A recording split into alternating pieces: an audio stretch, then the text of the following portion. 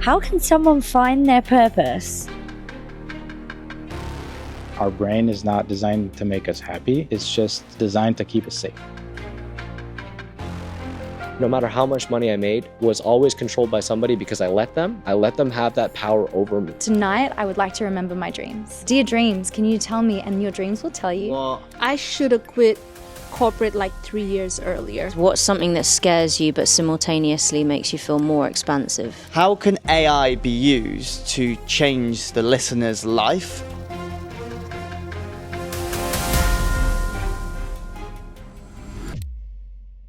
Welcome back to the Freedom Lifestyle Podcast with your host, Callum. Come on, let's have it. Now you might be thinking, where's your partner in crime? Where's Mr. Ingramgall? Where is Jacob? For anyone who's watching this right now that watched season 1, we got obviously 65 episodes of season 1. It was the most amazing experience doing it, and it was with my best friend and business partner, Jacob. But we actually went separate ways in business, but we're still best friends. We are still best friends together, which I'm so grateful that we've got this friendship, and he's always going to be a big part of Freedom Lifestyle. But this year, I've been living in Tulum, Mexico for the last 6 months, and this experience out here has been absolutely life-changing. I've met so many incredible entrepreneurs. I just had this calling that I needed to bring back Freedom Lifestyle. So I've actually got a new co-host, and I'm very excited to announce who the new co-host is. This is going to be, we're going to be changing things up, and here she is. Drum roll. Guess who it is? Woo! I mean, it was only fair, as Jacob was blonde, to rope in another blonde. I know. So here I am. Here you are. Thank you for having me. Thank you for being here. How can someone find their purpose to create more freedom without having to go through, obviously, a near-death experience? Yeah. Because, you know, sometimes it does take that for people to realise and do crazy things like mushrooms and that. But let's say someone's, not thriving and feeling like they want more. How can they access that without a near-death experience? I recommend it to not do the near-death experience. That stuff's gangster. That's stressful. So after going through that, I didn't realize that I had a pattern that I needed to go through illness to grow.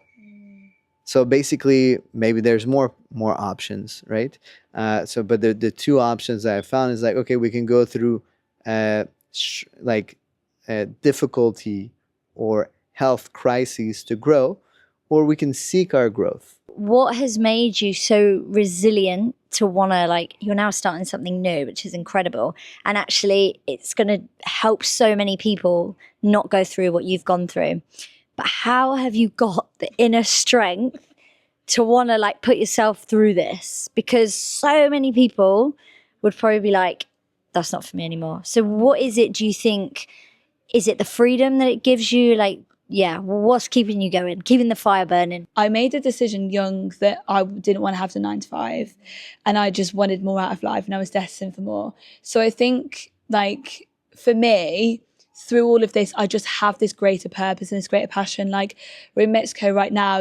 It's the freedom to travel and be able to work for yourself and choose what you're going to do every day and not have to ask for time off. I don't have to worry about holidays, or just as long as I can fit it around my work, then I can. So I think for me, there was just this greater purpose of I just know I'm destined to work for myself. So I think that greater purpose has always kept me going, to be honest. And then resilience comes, every time something bad happens to you, you build more resilience. Yeah. How can AI be used to change the listener's life when it comes to mental freedom, and then when it also comes to time freedom? One of the greatest tools that AI is giving to us is the opportunity to share a notebook, like you're writing in your diary, but it knows the whole diary. Yeah. And so through that time that I was sitting there in that week in the jungle, I was constantly, speaking to AI, and so it has all the data on that. And I can now ask it questions like, hey, based on everything I've been explaining to you over the last year, where can you see my weak points? Where can I improve? Where can I grow? And yeah, there's so many beautiful little different prompts that you can drop in to basically discover more about yourself and to grow. You can also train it to be a belief hacking coach. You can train it to be so many different things. We overthink because we don't want to make a decision, and we don't make a decision because we want to avoid a feeling or an emotion. And it's a process of avoidance. And so if we really think about it, every time we overthink, we already know the answer. And we just add different scenarios or options to make the brain feel safe to not make this specific decision. Most of the time, we know the answer. And it's just, it's always kind of the same thing. We're avoiding a difficult moment or a difficult conversation just to feel safe. Here's like the biggest thing that I've realized, like that our brain is not designed to make us happy. It's just designed to keep us safe. And there's a couple of things that happen inside the brain, like cortical columns. These are like tiny decision makers in your brain, and they every time a piece of information comes, they determine if it's true or false, like the information that's coming. And the brain is designed to work like a computer. It wants to be able to make decisions with the least processing power possible. So it's going to try and find shortcuts. What was holding you back? And what have you seen that holds most people back? The feeling of not being good enough. And I see that a lot. You see it in like different ways. So some people say, I'm so nervous when I need to be public speaking. I'm so nervous when I need to enter this networking event. I'm so nervous when I have this chat with my boss, if you're still working for a boss. And I think when you narrow it down, so I always ask these people like, what if people see that you're nervous on stage? What happens then? And then they tell me something, and then I ask them, what happens then? What happens then? What happens then? So I ask them like maybe seven times, like what happens after that? And at the end, you will find like a very deep fear of something. And most of the time, it's like the fear of not being enough. So I've not done enough, or they will see that I don't know enough. They will see that I'm not valuable enough. I don't deserve this spot. I don't deserve to be seen. And so I think that's a very deep fear. Thing in the morning, the first 20 minutes before you wake up is so pivotal. So is the last 20 minutes before you go to sleep in the night. So imagine before you go to bed in the night, whatever is the last thought or feelings you plug into your subconscious mind, imagine they're marinating like a lovely jerk chicken breast in the fridge overnight, okay? So whether that's a worrying thought, your subconscious mind does not sleep. So constantly throughout the night, it's going to be thinking of, oh my God, what's going to happen when this happens in like tomorrow? What happens when I'm going to fail this exam tomorrow? Okay. Rather than look at all the things that I achieved today. Look at all the things that made me happy today. And then when you wake up, your subconscious mind is already happy, right? So that's the best time to start plugging things in. And where you might have been going wrong with this in the past is consistency, but also not letting it go enough. No matter how much money I made was always controlled by somebody because I let them have that power over me. And I was never truly free.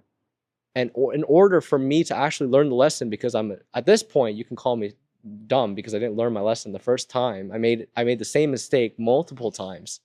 But at this point, I'm sitting there realizing to myself, wow, it's because I don't have control. I don't feel confident in myself, and I don't believe in myself enough. So I let other people tell me how it is, tell me how to be, and then they control me to the point where I'm unhappy with myself, where I need so much comfort that I spend everything I make just to try to fill that hole, which all starts internally, never externally, because nothing you do externally is going to fix what you have as holes inside yourself as a character internally. You mentioned millionaires don't use tarot, astrology.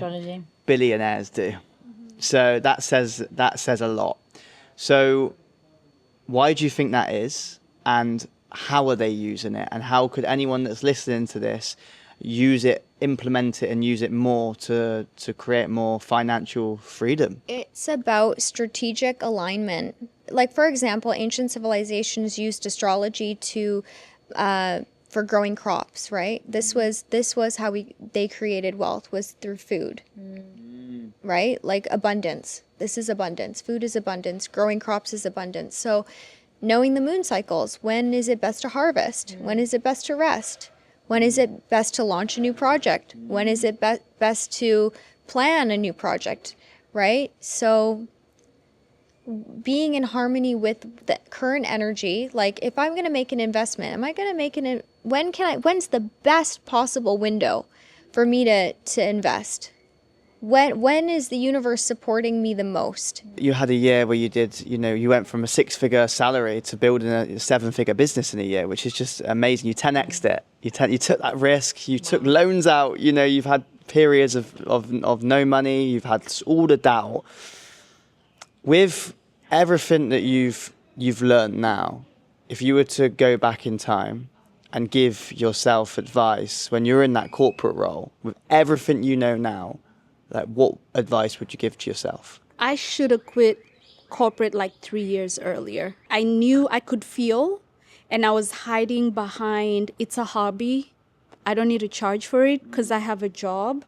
I was hiding behind, it's okay for me to give free information, not realizing that when we give free information like that, it's okay if we're building, but we're doing a disservice to the people because we're not giving them an opportunity to show up fully because it's free. Exactly. Right?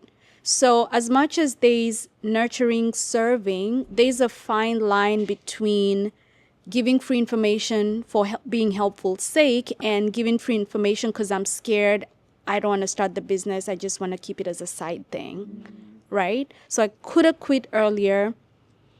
I should have gotten mentors earlier as well. Between 2015, I launched my first ebook in 2015.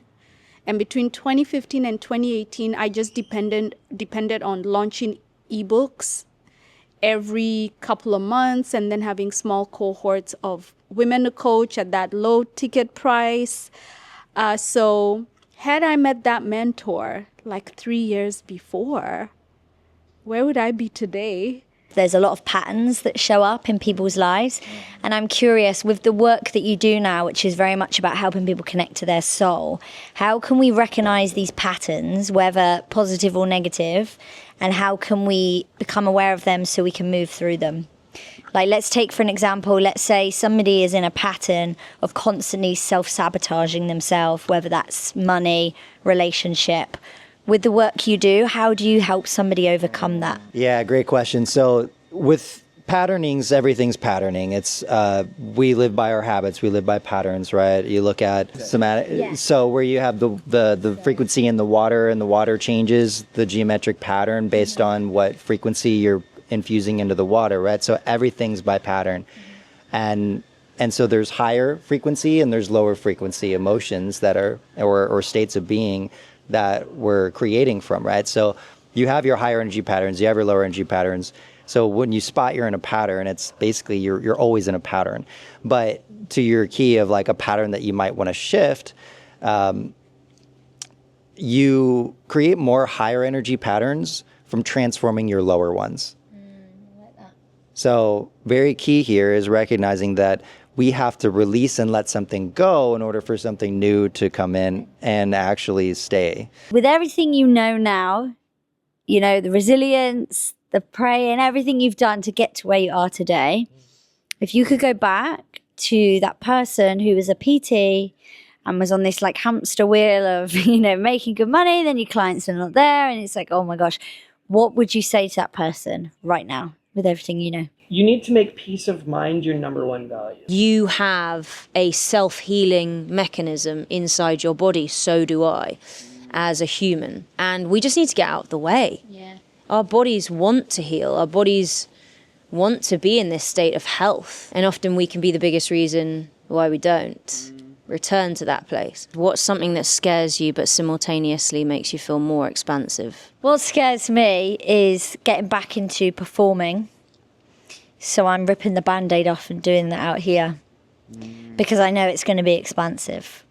But that's a really powerful question. But then there could be a few things. Someone looking to get started with dreams, would you recommend just like keeping a dream journal? Because I'm starting to think about doing that and then realising, okay, the moon was like this. Yes, a good way to start. Exactly. Okay. That's step number one. Well, there's many realms of steps, but the first step is to create a relation. Yeah. So with this, and so for example, so then I started presenting this work. Afterwards, like, it changed my life, and then I started going to conferences and festivals around the world. I've been presenting, and I'll get at least 20% of people saying I don't dream. So then the first thing is to do the introduction. It's kind of like I say, it's like your best night mate. So then you go like, okay, hey, I want to start dreaming more. And the dreams will listen. I've had 100% success rate with this. Unless you smoke too much marijuana or drink too much or take too many drugs. Sorry. Then, then there's a little bit of work and purge to get to the close connection with the dreams. Yeah. But you ask out loud before you go to bed 4 times. I love working with numbers. So 4 creates the fortress. Right? And it lays down the foundations. 5, you work with 5s. 5's very transformational. 4 is laying down the foundations of the work. Yeah. So you ask out loud 4 times before you go to bed. Tonight, I would like to remember my dreams. Tonight, I remember my dreams clearly. You say the manifest, the affirmation 4 times. And then when you get really groovy with them, then you can start asking questions. Yeah, dear dreams, can you tell me, do I take this plane tomorrow? Am I in the right place to meet the love of my life? Should I take this job? Do I sign the contract? And your dreams will tell you. What? Yep. Oh my God. This is so cool. Freedom lifestyle. Obviously, money psychology. Now, here's the thing. Whether this is someone listening that's into trading or just in general, I think everyone wants to understand money more. We want to talk about money at school. Obviously, people that look into money usually go to Rich Dad, Poor Dad as like the first book. So I guess I'm curious with all the knowledge, because to give context to the listeners, you have a £100,000 funded account from an investor that you will then trade for, and then you'll make a percentage, and they also make a percentage, and they don't have to do the trading, you do the trading, right? But that's an amazing way to leverage. If you haven't got £100,000 yourself to trade, you can leverage somebody else's money by getting this skill. So if you've got no money, you learn a skill, and then you can have 100 grand to trade off, which is amazing. So what was the psychology like of the pressure of being responsible if you didn't have the £100,000, but you're trading from someone that does? I want to talk about the pressure that you experienced with that and what you learned about money through doing that and continuing to do that now. So speaking about the account that I do manage with this prop firm, where I do have access and to leverage their capital in a sense, right? It is $100,000 USD that I'm able to manage and to get a payout every week, right, on a consistent basis. The pressure and the psychological standpoint that came from it was, to be honest, I had managed my own personal accounts for I want to say about 4 years, 3.5, 4 years prior to me actually aligning myself with this prop firm company. If you could ask them one question, and us, to really make a big shift in our lives to create more freedom, what would it be? What are you avoiding in your life that's going to set you free? What's that one simple task that you can do right now that you're not doing, that you keep putting off? For anybody that feels like their current reality doesn't match the vision that they have in their mind, then your mindset needs to live in your future reality until your body catches up. You got to be doing things every single day to embody that end result, to embody how is it that you will feel when you have the money? How is it that you're going to dress? How is it that you will talk? What is it that you'll be doing? What's the highest version of yourself? How would that person be operating? The version of yourself that built the business, that is consistent, that is diligent, that knows how to delegate, that is focused, that knows how to prioritize, how would they be operating your day right now? We know that your life didn't always look like this, and at one point you were a builder. So I'd like to go back to that, and I'm just wondering if you've ever had like a rock bottom moment that completely shifted everything for you. What is rock bottom? So I think having perspective on things is something that I've always tried to learn to do, so you don't hit rock bottom, because you always think there's a bigger problem. Why do you think you've been able to make that happen? Like, what's been like the internal work and mindset you've needed to do to be able to actually do that? Well, the biggest thing, like, especially when it comes to like working with stars, is that like I'm like, they're just people, just like the rest of us. And I definitely like grew up, I feel like, around like enough of like that space and energy, and also like I said, the people of New Orleans are like very just like everything's like just like a vibe and like you know, everybody's friendly, etc. So to me, like I still keep my Southern like charm and like wits about me to where I'm like, what's up? How you doing? Like, like I'm here to, you know, make you look good today. People aren't that happy, which is really sad. So what do you think is the key to that happiness? And for someone who's maybe not that happy in their life right now, what's the first thing they can do to change that? First thing you could do to change that would be do something that you've never done before. Shake up your routine. Do something outside of your routine, something you're not maybe comfortable with, quote unquote. Just to shake things up. You never know what can kind of happen from, whether that's a relocation, even for a vacation, or actually packing it all up and moving type moment, or oh, I'm going to go to like this place that I've never gone to tonight, or do this in the morning. Just something different. Switch up your kind of daily routine or like your average routine and just see if anything sparks from that. Another great way would be try to find like maybe like a group or something if that's not your thing, and just see if you can just go to a group and see what happens from it. Introduce yourself, network, be fearless. When it comes to, obviously you scaled your business, which is amazing, to like massive numbers. What are some of the challenges you faced along the way, and what have they taught you?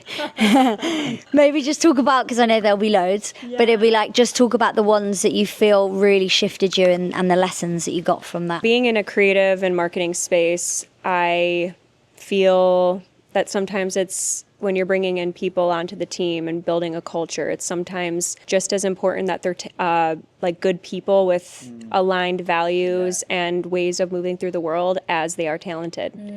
And I think when I first started out, I scaled fast and we hired fast and like full-time salaried, you know. I don't regret it, but looking back, it's like not necessarily the right fit for the culture. But I prioritize, okay, these people have the credentials. And yeah, we got shit done, but it wasn't in a scalable way from a spirit and soul level, which is, I think, the heart of my business, truly. Let's expand. What's possible together?